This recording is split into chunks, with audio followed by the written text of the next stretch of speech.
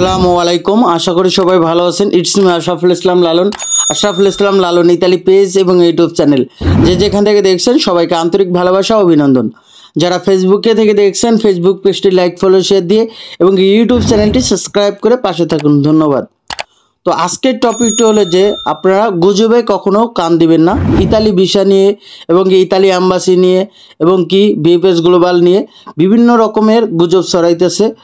তো আসলে আপনারা বোঝেন, আপনাদের মস্তিষ্ক আছে যে আপনারা কোনটা ভালো মন্দ খারাপ বিবেক বুদ্ধি আপনাদের অবশ্যই দিছে। আর সবচেয়ে বড় আদালত হলো নিজের বিবেক।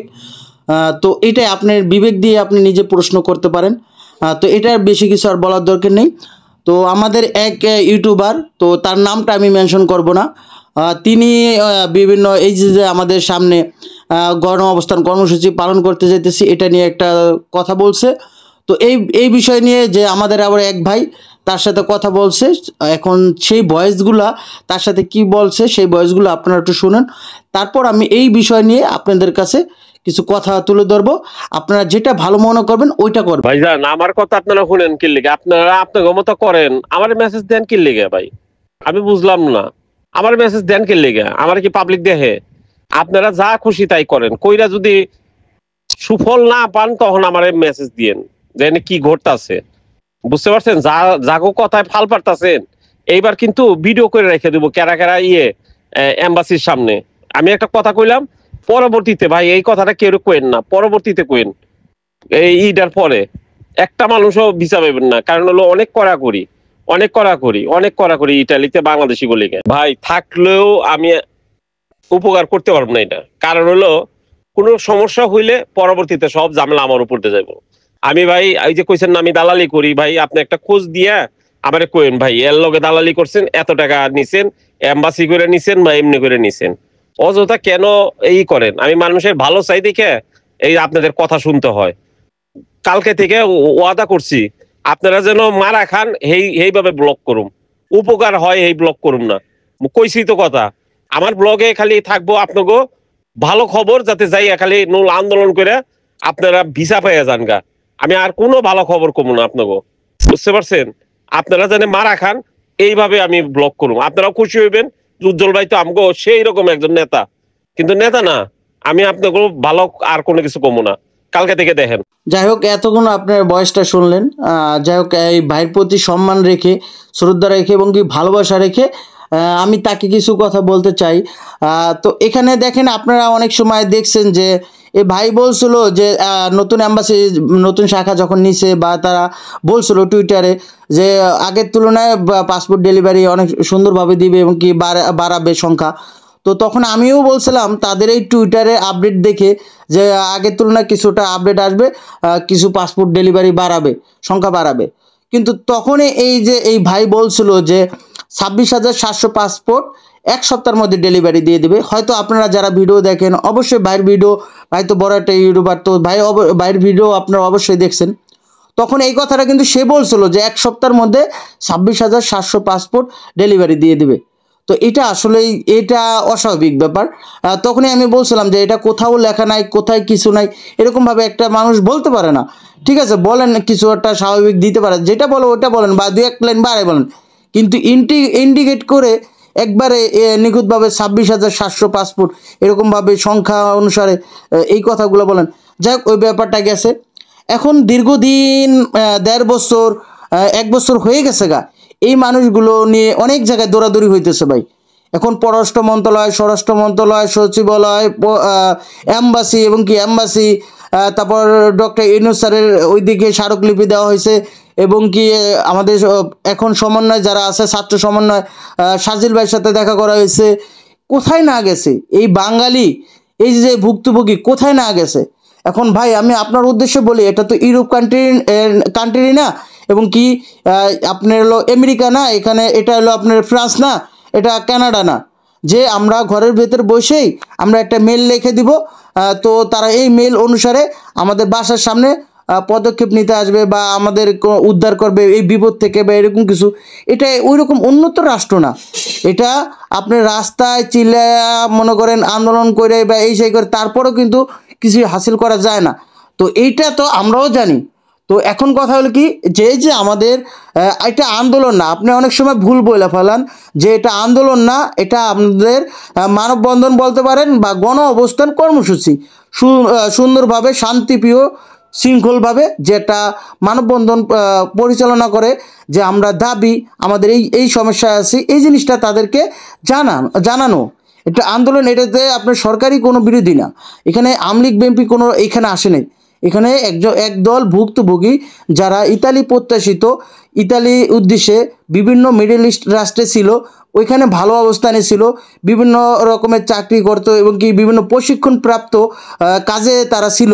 তো তারা ওইখান থেকে এসে ইতালি উদ্দেশ্যে অ্যাম্বাসি এবং কি বিএফএস গ্লোবালে তাদের ফাইলটা, পারমিট পেপারটা জমা দিছে।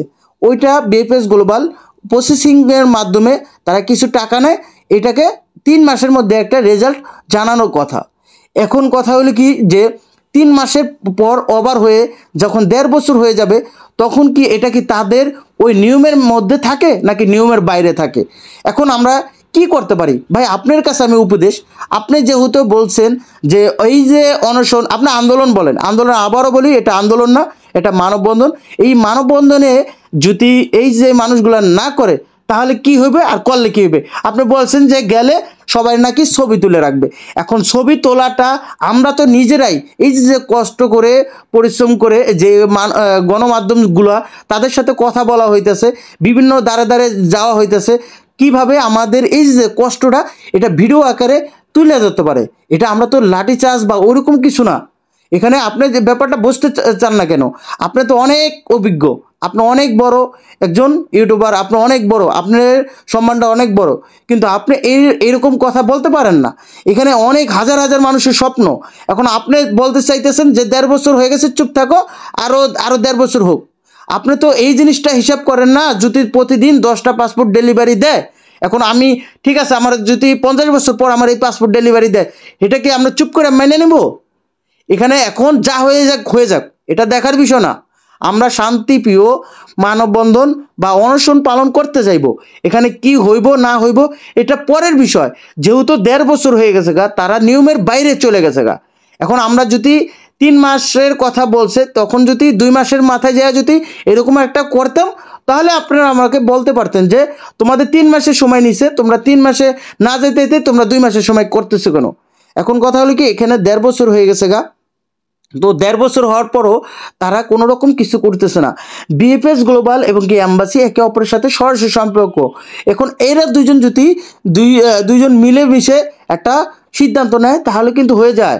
ভাই আপনি বলেন যে তাদের যারা এই যে 9 সেপ্টেম্বর রোজ সোমবার সকাল 10টায় অ্যাম্বাসির সামনে যারা যাবে, তাদের নাকি ছবি তুলে রাখবে। এখন ছবি তুলবে কেন?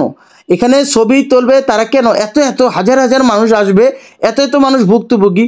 তারা কিন্তু 1.5 বছর পর এখন একটা উদ্যোগ নিছে যে আসলে আল্লাহ যা হয় হইবই, এখন আমাদের প্রাপ্য জিনিসটা এটা আমরা তাদেরকে তুলে ধরবো। এতদিন তো অনেক কিছু করছে। আর আপনাকে বলতে চাই যে মানববন্ধন করার ফলে আমাদের কি কি হয়েছে। নাম্বার 1, আমাদের আগে উইথড্র ব্যাপারটা ছিল। এই যে উইথড্র দিতে আমিও দেখছি, আমি যেহেতু অ্যাম্বাসি বিএফএস গ্লোবালে যাই 1.5 বছর, আমি একজন দেখি টোকেন নিয়ে আসে, তার 1.5 বছর হয়ে গেছে গা, উইথড্র লেটারটা দিছে, তারপরও সেই পাসপোর্টটা হাতে পায় নাই। একটা মানুষ উইথড্র দেয় কেন? যে অন্য একটা রাষ্ট্রে হয়তো পেয়েছে, চিঠি পেয়েছে, বা কানাডার মতো অন্যটাই উন্নত রাষ্ট্রে, তখন কিন্তু সে উইথড্র লেটারটা দেয়। তো এই উইথড্র লেটার দেওয়ার পর যদি সে 1.5 বছর লেগে যায় উইথড্র লেটার পর পাসপোর্ট পেতে, তাহলে কিন্তু সমস্যা। তো এই যে মানববন্ধন করার ফলে এই যে এখন যদি উইথড্র লেটার দেন, কিন্তু 1 মাসের মধ্যে মোটামুটি তারা পাসপোর্টটা ডেলিভারি দিয়ে দেয়। আরেকটা বিষয়, সেকেন্ড অপশন, যে আমাদের আগে পাসপোর্টগুলো জমা নিত, আপনার কোনো রকম চেক করা ছাড়াই পাসপোর্টগুলো জমা নিয়ে এই যে 1.5 বছরগুলো আটকায় রাখতেছে, এইটা বর্তমানে এই পাসপোর্টগুলো জমা নেয় না। এটা হলো মানববন্ধন করার ফলে। এই হলো নাম্বার 2 গেল। নাম্বার 3, যে এই যে আমাদের যে মানে অ্যাপয়েন্টমেন্ট নেওয়ার জন্য যে আগে বিভিন্নভাবে ওই চেষ্টা করতো, বিভিন্ন লোকের মাধ্যমে এটা করানো হতো। এখন কিন্তু তারা তার বাসায় বসে এবং কি একটা টেবিল আকারে তার প্রোটোকল নাম্বার এবং কি তার নাম এবং কি তার জন্মসাল দিয়ে এবং কি তার ফার্স্ট নেম সার নেম লিখে কিন্তু সে একটা অ্যাপয়েন্টমেন্ট ডেট নিতে পারে। এবং কি তার সময় মতো তাকে যদি নুরুস্তারটা যদি অরিজিনাল হয় তাহলে তাকে ওই রিপিট মেলের মাধ্যমে একটা অ্যাপয়েন্টমেন্ট ডেট দেয়। আর যদি ফেক হয় তাও কিন্তু ওটা জানায় যায় যে ডাজ নট ম্যাচ, এইরকম একটা কিছু মেসেজ দিয়ে জানাই দেয়। তো এই যে অনশন করা বা মানববন্ধন করার ফলে এই যে সুফলগুলো আসলো, এখন যারা ভুক্তভোগী যারা পাসপোর্ট আটকে রয়েছে তারা না পাইলেও যে এই মানুষগুলা পাইছে, এটা মানুষের জন্য। এই মানুষগুলা তো এখন বলতে পারে না যে তারা পাইলো কেন। ঠিক আছে, আস্তে আস্তে যেহেতু হইতেছে এক একটা ধাপ, আগে থেকে তো এইগুলো হয়নি, এই মানববন্ধন করার ফলেই কিন্তু এইগুলো হয়েছে। তো আপনি যেই ব্যাপারটা বলেছেন যে মানুষের মধ্যে বিভ্রান্তি ছড়ানোর জন্য যে সবাইকে ছবি তুলে রাখবে, এখানে হাজার হাজার মানুষ যাবে, ছবি তুলবে কেন ছবি তুলবে? এখানে যারা যাবে তাদের জন্য তো সাংবাদিকই থাকবে, তারা কেন ছবি তোলার কষ্ট করার দরকার নাই। ভাই আপনার কথা আমি মানলাম, তারা ছবি তুলবে কেন, তাদের তো ছবি তোলারও দরকার নেই। তারা তো এই যে আমরা গণমাধ্যমগুলো যাবে, বিভিন্ন গণমাধ্যমগুলো যাবে 22শে এপ্রিল, আমরা এত পরিশ্রম করে যে 22শে এপ্রিল একটা মানববন্ধন করছিলাম, ওইখানেও কিন্তু গণমাধ্যম গেছিলো, কারো তো কিছু হয়নি, সবাই তো ভিডিওর মধ্যেই আসলো, অনেক ভিডিওর মধ্যে সবাই আছে। তো এখানেও আপনার চিন্তা করেন না, আপনার ওইখান থেকে আপনি উপদেশ দিতেছেন যে মানুষকে একটা বিভ্রান্তি ছড়াইতেছেন, আপনি বুঝেন না। আপনি বুঝলে এইরকম একটা কথা বলতেন না, কারণ মানুষ হাজার হাজার মানুষ এখন ভুক্তভোগী। আপনি কয়জনের কথা শুনেন? হ্যাঁ, আপনি বড় একজন ইউটিউবার, আমি মানি, আমি আপনাকে সম্মান শ্রদ্ধা জানাই। এখন কথা হল কি, এই যে মানুষগুলা কোন পর্যায়ে আছে, বিভিন্ন জায়গা থেকে টাকা এনে তারা সুদের উপরে টাকা এনে, ওইখানেও কিন্তু সে মানে পুরা মানুষ মরার চিন্তা ভাবনা করতেছে যে এরকমভাবে যে টাকা পয়সা এনে এখন টাকা পয়সা দিতে পারতেছে না। এই মানুষগুলার কষ্ট অ্যাম্বাসির সামনে গেলে অ্যাম্বাসিডরের কাছে তুলে ধরবে যে তারা অসহায় আছে, মিডল ইস্টের রাষ্ট্রে ভালো ছিল, তারা বাংলাদেশে এসে এখন চাকরিচ্যুত হয়ে এখানে মানে মানে ঝামেলার মধ্যে বা এবং কি দুঃখ কষ্ট অনটনের মধ্যে তারা জীবনযাপন করতেছে, এটা তাদেরকে তুলে ধরবে। এটা আন্দোলন না, এটা মানববন্ধন। তো এটা আপনাকে একটু বোঝার একটু তৌফিক দিক। যাই হোক, এটা আপনি আমার শ্রদ্ধেয় বড় ভাই, আপনি আমার বয়সে অনেক বড়, তো আপনাকে আমি এই কথাগুলো আপনার উদ্দেশ্যে বলি। ভাই দেখেন, এখানে আপনিও অনেক মানুষের উপদেশ দিয়েছেন, অনেক আপনার একসময় আপনার ভিডিও সবাই দেখে আস্তে আস্তে অনেক মানুষ দেখা যাইতেছে। তো ভাই আপনার প্রতি সম্মান ভাই, আপনি এই ভিডিওটা মানে ইন্ডিকেট করে আপনি একটা একটা ভিডিও বানান। দেখেন ভাই, আপনি হয়তো জানেন না যে এখানে আমরা মন্ত্রীর সাথে বা স্বরাষ্ট্রমন্ত্রী, তারপর প্রবাসী কল্যাণ মন্ত্রণালয় এবং কি শারজিল ভাই এবং কি আমাদের কি জানি নুরু ভাইয়ের সাথে সবার সাথে ভাই কথা বলা হয়েছে, সবার সাথে কোনো রকম কাজ হয় নাই। এখন আপনি মানববন্ধন বা অনশন, তাদেরকে দুঃখ জানাইতে হইবে। এখন আমরা ঘরে বসে থাকলে তো হইব না ভাই, 10টা পাসপোর্ট ডেলিভারি দিবে আর কতদিন।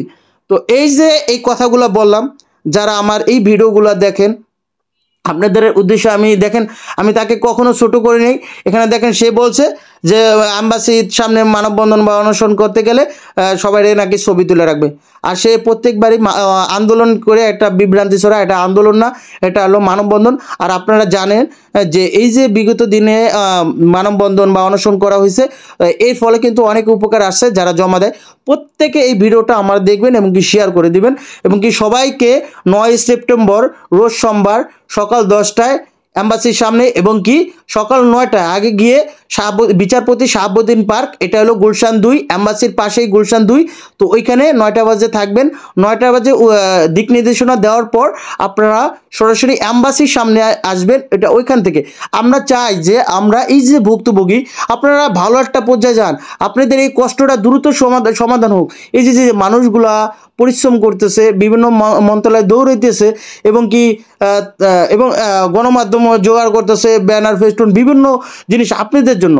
এখানে কারো স্বার্থ নাই, যার যার স্বার্থের জন্য আপনারা এসে পড়বেন, কারণ এখানে আপনাকে জোর করে আনা যাবে না, আপনার সাথে আপনি নিজে আসবেন। এখানে আপনি ভুক্তভোগী, আপনারা আসতে হবে। এখানে দেখেন যে 60-70 হাজার মানুষের পাসপোর্ট আটকা, 100 জনও আসে না। তো এবার আশা করি এর মধ্যে মিনিমাম 30% অবশ্যই আসবেন। তো এতক্ষণ সাথে থেকে ভিডিওটি দেখার জন্য আপনাদেরকে অসংখ্য ধন্যবাদ। আপনারা সুস্থ থাকুন, ভালো থাকুন, আল্লাহ হাফেজ, আসসালামু আলাইকুম।